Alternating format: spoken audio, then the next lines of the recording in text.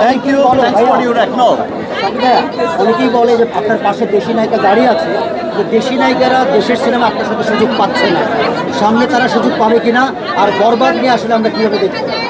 আমি তো দেশি নায়িকাদের সাথে আমিও সুযোগ পাচ্ছি না।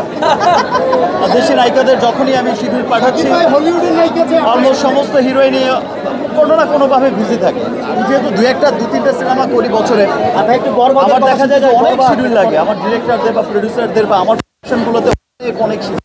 তো আমার যারা আছেন স্টার হিরোইন, যারা আছেন সুপারস্টার হিরোইন, তারা তো বছরে অনেক সিনেমা করেন, অনেক ব্যস্ত থাকতে হয়, অনেক স্টারদের সাথে কাজ করতে হয়। বরবাদের আমি আসলে শিডিউল পাচ্ছি না।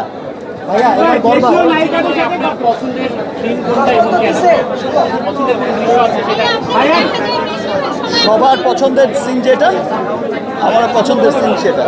ভাই আমরা বরবাদের কথা জানতে চাই। বরবাদ সেটা দেশি নায়িকাদের জিজ্ঞেস করতে হবে, যে দেশি নায়িকাদের শিডিউল পাচ্ছে না।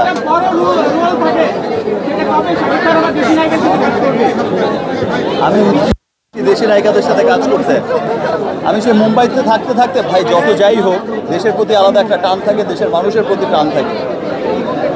সো ইনশাল্লাহ দেশি নায়িকাদের সাথে যখন দেশি নায়িকাদের মুড হবে, স্কেজুল পাওয়া যাবে, খুব দ্রুতই হবে। ভাই আমরা একটু বরবাদের কথা শুনে শেষ করতে চাই। বরবাদ নিয়ে জানতে চাই।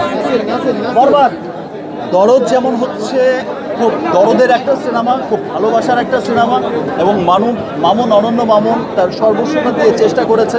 আপনারা সকলেই জানেন যে দরদ ছিল কিন্তু আফটার প্রিয়তমার পরপর একটা সিনেমা। হয়তো সামহাও বিভিন্ন কারণে আমাদের মুক্তিটা অনেকবার পিছিয়েছে, আমরা সঠিক সময় হয়তো মুক্তিটা দিতে পারিনি। এটা রাজকুমারের আগেই রিলিজ হওয়ার কথা ছিল। আমরা যদি কোনো নায়কের কথা বলি সেটা